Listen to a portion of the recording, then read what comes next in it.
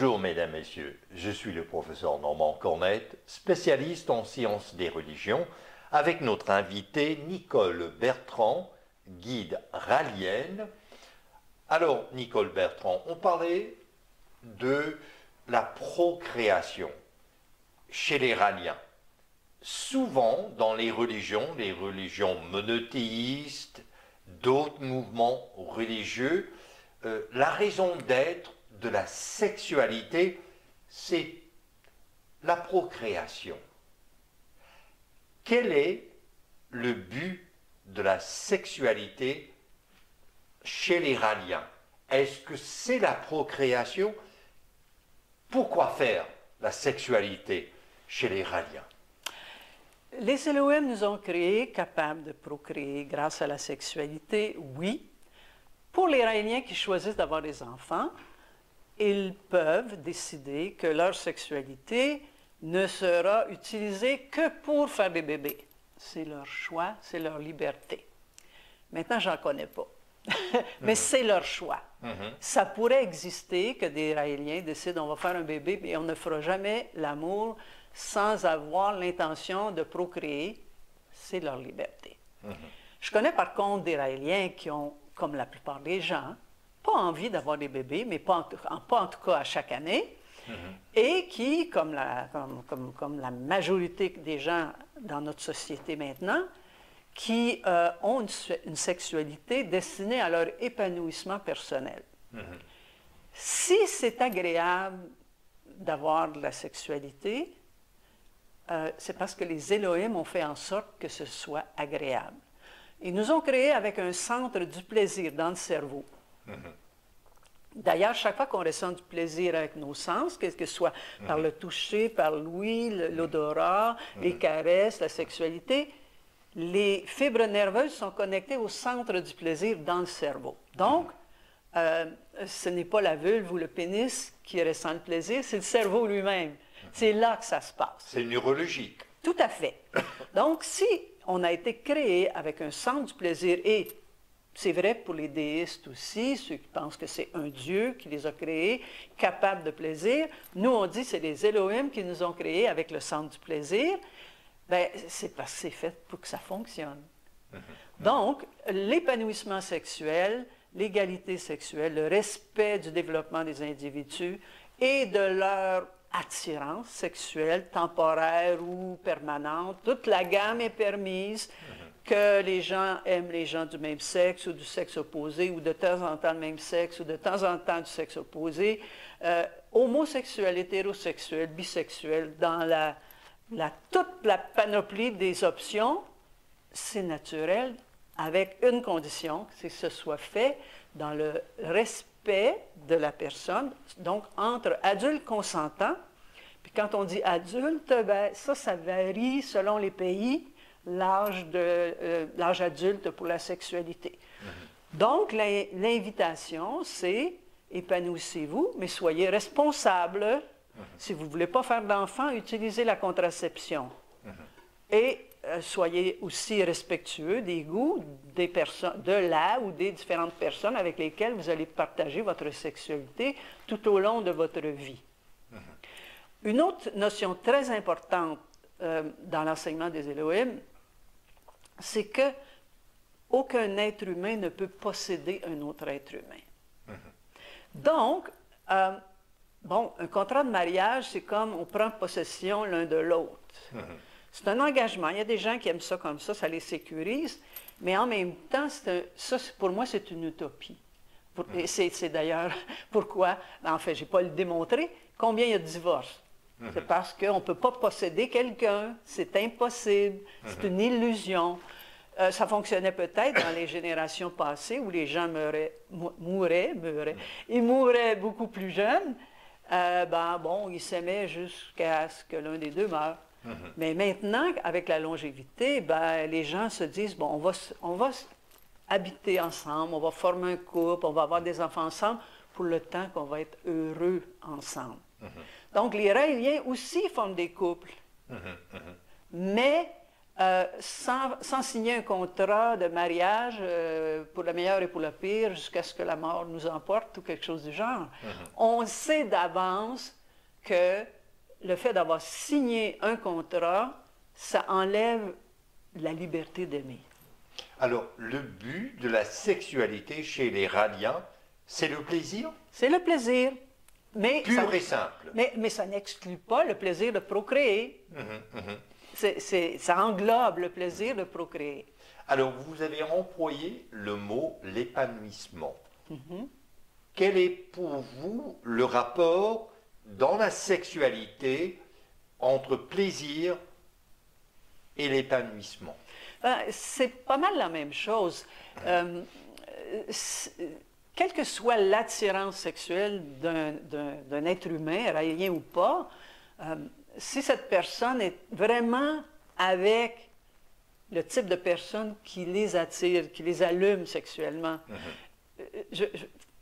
dans les traditions précédentes, l'homosexualité était un péché, c'était une tare, c'était rejeté, c'était honteux.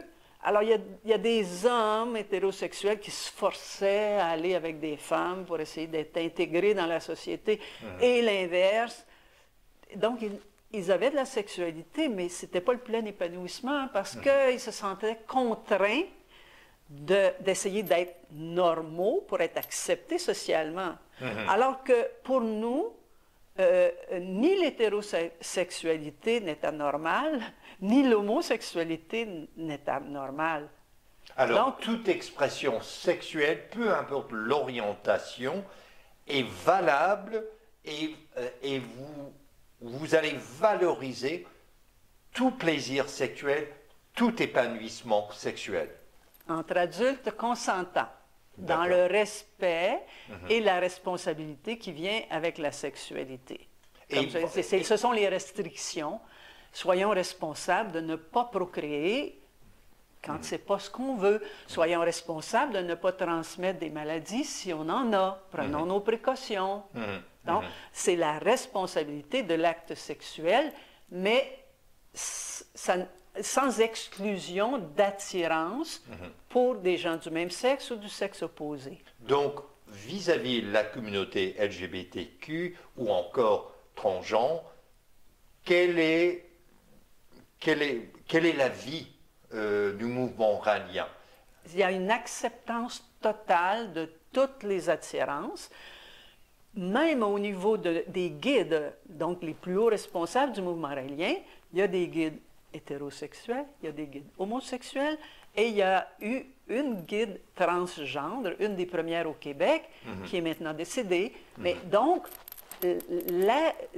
c'est une acceptance totale de toutes les attirances. Il y a toute une panoplie.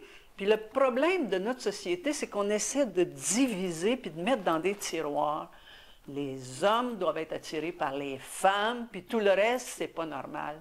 Alors, mais c'est pas vrai, c'est pas ça. Vous minez complètement l'approche binaire. Pour nous, c'est pas binaire. Il y a quelque chose de binaire, oui. Je suis né avec des chromosomes qui font que je suis une femme. Vous êtes né avec des chromosomes qui font que vous êtes un mâle. OK? Femelle, mâle. On ne peut pas nier ça, c'est la génétique. Elle est là. Mais une fois qu'on a reçu ce bagage-là, ça c'est lors de la fécondation là, que c'est arrivé. Mais la fécondation, puis les 60 ans, 70 ans, 80 ans d'une vie, il y a des choses qui peuvent se passer dans la vie. Et, ben, regarde, on fait avec les chromosomes qu'on a. On ne peut pas nier d'être né avec XY ou YY. Mais Nicole Bertrand, le reste, c'est la vie. Un des plus grands débats actuellement, et particulièrement dans la campagne électorale actuelle aux États-Unis, et moi qui arrive de 3 semaines d'un voyage de recherche chez les zionistes chrétiens, c'est que ce code génétique, c'est fixe. C'est à tout jamais. Mais vous venez de parler d'un évêque transgenre. Alors, si c'est fixe, si c'est codé, quel est votre rapport avec les gens qui prennent la décision, mais je ne suis pas un homme, ou je ne suis pas une femme, et à un point tel que je vais me faire opérer, donc je n'accepte pas, entre guillemets, ce code génétique. C'est leur choix. Donc, C'est leur choix, pour encore vous, là. le choix prime Sur sur le code l'héritage. génétique. Mais oui, on est avec ce qu'on a. Maintenant, il y a des gens, il y a des hommes génétiques qui se sentent comme une femme. À l'intérieur d'eux-mêmes, ils se voient toujours au féminin. C'est-à-dire que l'alignement génétique, chromosomique, n'est comme pas de pair avec l'alignement psychologique, si on veut juste prendre ça. Donc, un homme qui vit dans un corps d'homme, qui s'habille en homme, mais qui dit, moi, je me sens comme une femme. Je veux vivre ma vie comme une femme pour m'épanouir. Mais vas-y, qu'est-ce qui t'en empêche?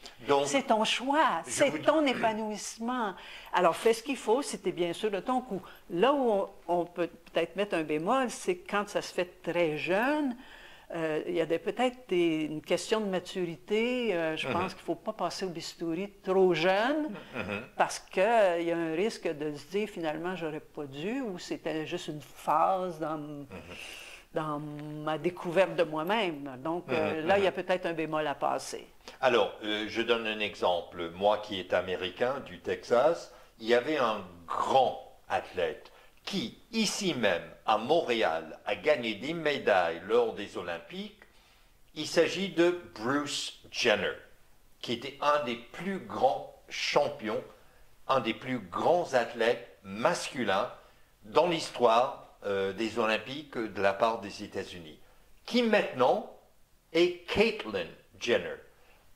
Aux yeux du mouvement rallyen, c'est parfait. Ben oui, c'est ce qu'il veut. C'est ce qu'il veut, il l'assume, il se sent comme ça. Et il a vécu son trip d'être athlète mâle. Puis maintenant, elle souhaite exprimer une autre partie de sa personne. Mais c'est sa vie. Vivre et laisser vivre. À qui ça fait du mal? Ça fait du mal à juste ceux qui ne sont pas capables de respecter que d'autres êtres humains choisissent de vivre leur vie différemment. Si tu veux vivre différemment, vas-y, fais comme lui ou comme elle. Mais comme chaque personne qui n'est pas capable d'assumer sa différence voudrait empêcher les autres d'assumer leur différence. C'est là qu'est le problème. C'est pourquoi je répète, vis pleinement, vis ta différence, puis celle des autres ne te dérangera pas. Et à ce moment-là, tout le monde est heureux dans la différence. On est unis par le fait qu'on est humain. Ce qui définit un être humain, ce n'est pas la couleur de ses ongles. Ce n'est pas si elle a des petits mamelons ou des gros mamelons. Ce n'est pas ce qui est entre nos jambes. L'être humain est beaucoup plus que son genre humain, que ses chromosomes sexuels. Alors là, Nicole Bertrand, je vais aller droit au but. J'ai déjà réalisé avec un rallyen un clip vidéo et j'ai reçu beaucoup de commentaires sur la sexualité chez les rallyens et à quel point il y avait de l'abus particulièrement des femmes.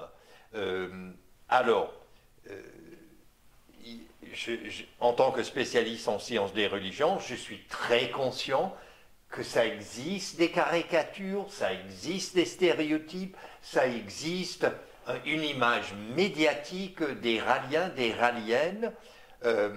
On me parlait d'esclaves sexuels, des femmes esclaves sexuelles, et particulièrement de Raël lui-même. Vous répondez comment? Vous, femme, vous, rallienne, vous, guide, vous, évêque. Ben, je réponds que c'est complètement faux. complètement faux, c'est du fantasme populaire. Je ne sais pas d'où ils sont allés chercher ça, mais je vais tenter une explication. Quand nous, Raéliens, prônons la liberté sexuelle, il y a des feux d'artifice qui arrivent dans la tête des gens qui n'ont pas leur liberté sexuelle. L'imaginaire des gens qui n'ont pas vécu leur propre liberté sexuelle est débordant et distorsionné à un point qui peut les amener à inventer des conneries comme celle-là. Je m'excuse, là, j'appelle ça des conneries. C'est de la projection. Si quelqu'un dit, moi, j'ai toujours été frustré sexuellement, mais si j'avais ma liberté, j'en ferais des choses, puis la liste est longue. Et ces gens-là projettent sur les Raéliens toutes les choses qui se sont interdites dans leur vie sexuelle, comme qu'on est un club d'échangistes. Ben, c'est tellement pas vrai, je vous raconte une anecdote. J'ai été longtemps responsable de l'enseignement, je le suis encore, chez les Raéliens. Puis, quand on commençait nos stages à Valcourt, dans les cantons de l'Est, ben, une des premières choses qu'on expliquait à l'arrivée, pour être bien sûr que tout le monde comprend, c'est que la liberté sexuelle venait avec la responsabilité de respecter les lois et que s'il y avait des gens qui disaient non, il fallait respecter ça. Puis non seulement on apprenait aux femmes à dire non, mais on avait une phrase clé qui venait d'ailleurs de Raël, qui disait « Répondez. Si quelqu'un insiste après que vous avez dit non, mesdames, dites-leur « Reviens dans 7 ans. Peut-être que tu me plairas à ce moment-là. » Alors, si ce n'est pas enseigner aux femmes à dire non et à dire « Si tu n'as pas compris, là, bien, reviens dans 7 ans. Peut-être que tu me plairas à ce moment-là. » C'est connu de tous les Raéliens qui ont fait un stage. C'est comme ça, la liberté sexuelle. Pour les femmes, puis c'est vrai des deux côtés. S'il y a des femmes qui sont trop insistantes, les hommes pouvaient aussi répondre, malgré que je n'en connais pas qui ont répondu ça, mais en tout cas, qui disaient « Reviens dans 7 ans. OK? Tu ne me plais pas, reviens dans 7 ans. » Donc, comment peut-on avoir des esclaves sexuels qui viennent de là?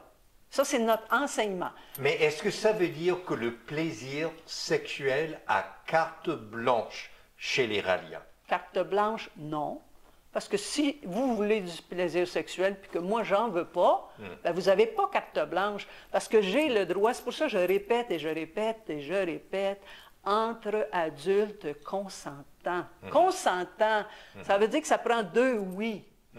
Puis des vrais oui, là, pas des oui, peut-être, on va voir. Tu peux toujours arrêter si ça ne te convient pas en cours de route, là. Hein? Bon, alors, je reviens à mon anecdote sur les échangistes. À un moment donné, il y a un couple dans la cinquantaine qui s'est présenté. C'était la première fois qu'ils venaient vers les Raéliens. Puis, 3 jours après le début de notre stage, ils sont venus me voir et ils ont dit on voudrait se faire rembourser parce qu'il y avait un coût de 100 $ pour la semaine. On veut se faire rembourser. Mais j'ai dit pourquoi voulez-vous faire rembourser? Bien, parce que nous, on est venus ici. On a écouté ce que les médias disent sur les Raéliens et sur la liberté sexuelle. Puis on s'attendait à ce qu'il y ait des parties à tous les soirs où on serait invité, puis qu'on pourrait faire de l'échangisme. Puis il n'y a rien de ça qui se passe, on veut se faire rembourser. Moi, je l'ai trouvé pas mal bonne. Merci, les médias. Hein? Regarde, c'est comme ça. Alors pour vous... On les a remboursés avec plaisir. Le mouvement raélien n'est pas libertin et j'irai même plus loin, Nicole Bertrand, puisque j'ai reçu beaucoup de retours suite à une entrevue, vous n'avez jamais vécu ni même vu de la débauche sexuelle chez les Raéliens. La débauche sexuelle, j'en ai jamais vu. Ce que les gens font dans leur chambre à coucher, ça ne me regarde pas. Qu'est-ce que vous appelez de la débauche? Ce que vous n'oseriez pas faire? Les goûts des autres dans la sexualité? Ça ne me regarde pas. Bon, pour les gens qui sont habitués à la position du missionnaire, la position inverse, c'est de la débauche. C'est très relatif, c'est subjectif. Alors, les fantaisies sexuelles des Raéliens sont probablement similaires à celles des non-Raéliens. Moi, je ne vois pas de différence, il n'y a pas de raison. Mais ça ne me regarde pas et ça ne regarde personne ce qu'un couple fait dans leur vie privée, entre adultes consentants. Ça ne les regarde pas. Et pour compléter votre question, ben, il n'y a pas d'esclavage sexuel. Une femme qui ne veut pas être en relation avec un homme, elle dit non. C'est notre enseignement. Maintenant, si elle n'est pas capable de dire non, on peut l'aider. J'en ai aidé des femmes qui disaient, je ne sais pas comment dire non, j'ai peur de le blesser, il est très sympathique, mais ce n'est pas mon genre. Ben, j'ai dit, tu peux lui dire que tu le trouves sympathique, mais que ce n'est pas ton genre. Ça ne lui enlève rien. Tu n'es pas obligé d'être attiré par tous les hommes qui sont attirés par toi. Apprends à dire non, fais-le gentiment. Tu n'es pas obligé d'être méchante. Tu peux le faire gentiment. Puis s'il ne comprend pas, ben dis-lui, reviens dans 7 ans. Puis là, idéalement, il va comprendre. Nicole Bertrand, merci à vous. Mesdames, Messieurs, vous êtes sur la chaîne Radio Infocité. Je suis le professeur Normand Cornette, spécialiste en sciences des religions.